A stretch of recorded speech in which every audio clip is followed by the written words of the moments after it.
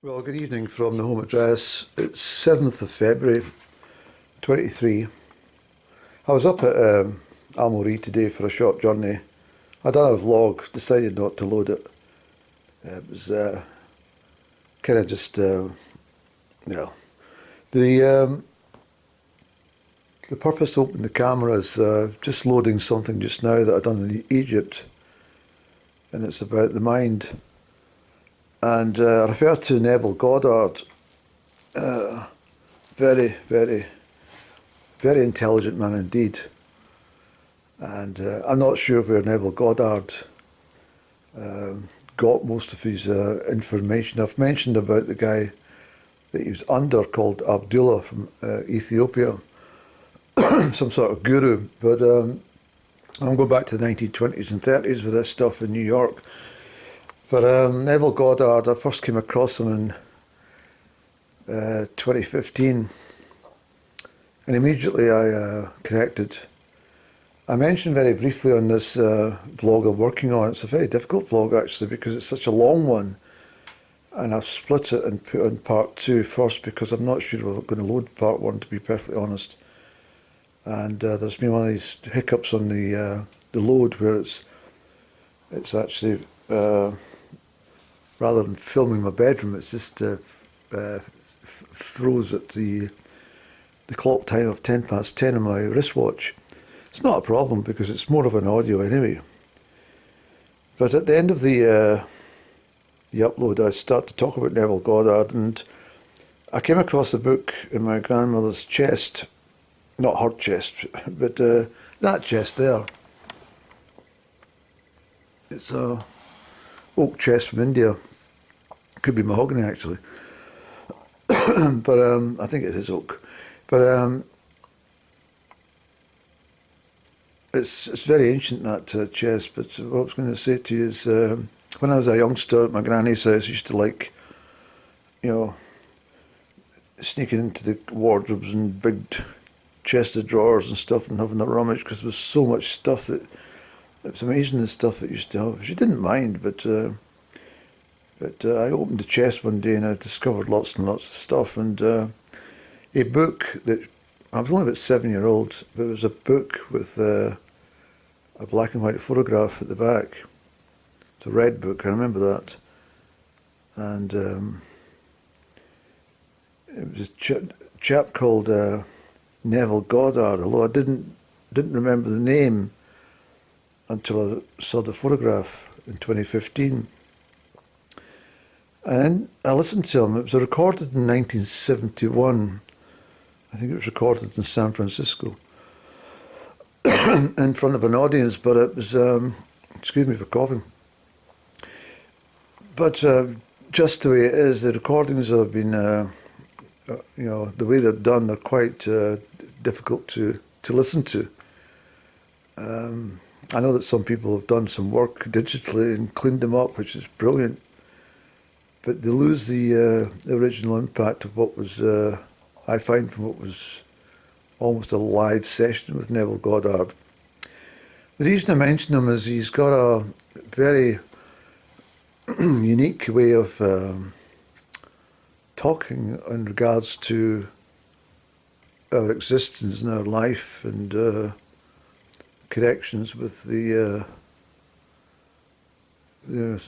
God, source, universe. But one thing that really got me on this very first upload was this little chat about him. Well, what had happened was he was a dancer in New York City, okay, in the 1920s. And after the Depression of 1929, when the Wall Street crash, he clearly states there was absolutely no work and absolutely no money whatsoever. This happened for millions of people across the globe, but particularly in the USA, where people lost their entire fortunes. And as Neville said, he was he came from Barbados and he wanted to return to Barbados for a short trip to see people. And he had said to his friend Abdullah, I'm thinking of going to Barbados. Even though he had no money, he said, I'm thinking of going to Barbados. And Abdullah said to him, you're already in Barbados. He said, sorry? He said, no, you misunderstand. I'm trying to get to Barbados. Neville, you're already in Barbados. Now, when you think about it for a moment, I got it immediately. And obviously Neville Goddard from Abdullah, he captured the moment immediately too. And he realised the significance of what was being said, that if you imagine you're already there, then you are there. Let me explain. At that time, there was to travel by steamship from New York to Barbados would have been a fairly considerable sum. And there was first, second, and third, and something called steerage. Now, just before Neville's departure date, or his hoped departure date, some money came through to him, which it was totally unexpected. It was just like it just dropped out the sky sort of thing through his letterbox. Some part payment for something. So he had the funds and he went to buy steerage. And to cut the story short, he had gone to as far as the Virgin Islands when one of the stewards came and said to him, oh, Mr. Goddard, there's been a cancellation, someone's not turned up. I'm very happy to put you into first class. Now, he had already referred to Abdullah on the final wording, because I have this transcript there. But on the final phrase, Abdullah said to him, look, Neville, you're already in Barbados. You travelled there, and you travelled first class when you entered Barbados. It all sounded such a, so far-fetched that it was unbelievable. But that's exactly what happened. And I took the whole thing that evening, and I thought about it very deeply. And I decided to put exactly what was said into practice. And 4 months later, I was standing in Jerusalem, purely by telling myself that I was already there. It sounds fairly incredulous, doesn't it? But it's true.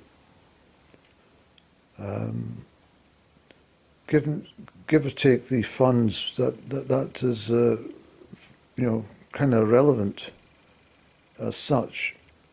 But the magnitude of arriving somewhere just through manifestation is quite big. And I remember very vividly putting myself in that position of saying, Israel, Jerusalem, well, you're already there. I already envisaged Jerusalem, I already envisaged the Western Wall, I already envisaged where I was going to be staying, that type of thing. Not completely, but you understand. And 4 months later I was there. Now the situation is not unique for Neville Goddard, or indeed for myself.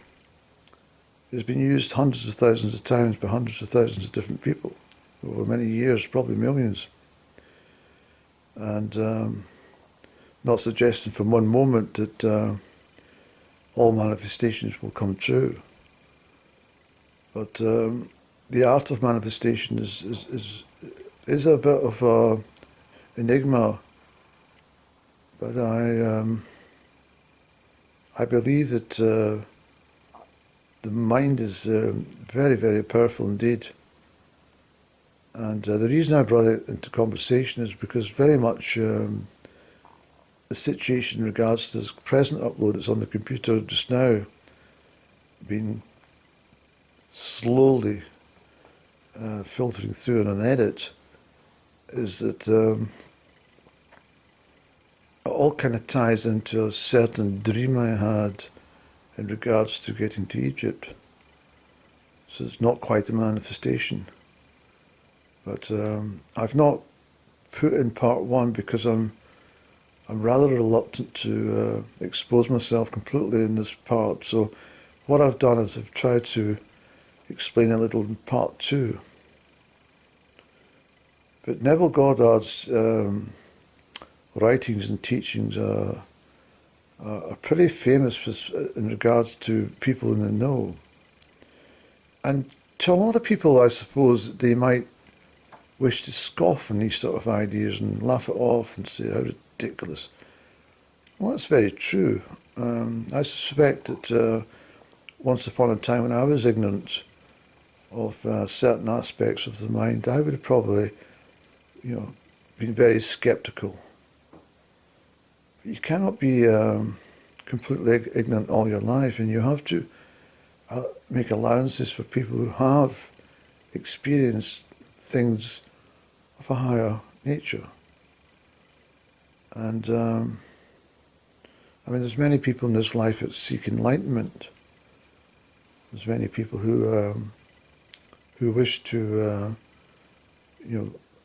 have a need or a purpose to reach nirvana, but that's not for all of us.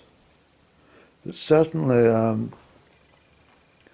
the interesting thing about Neville Goddard and that one particular thing is he had so many conversations with people in regards to who we actually are and why we are here.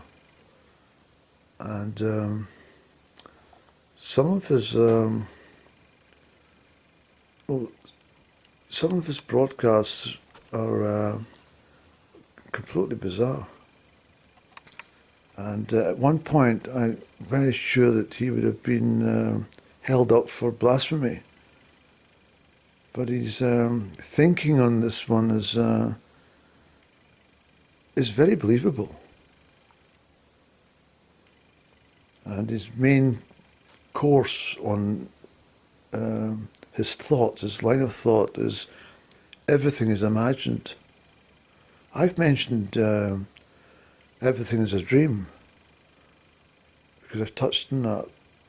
I made no reference to Neville Goddard as such, but I brought it into the upload at the very end. But he is quite clear that it's all imagination. The whole thing is just imagination. I should advise you to go and look at some of Neville Goddard's work.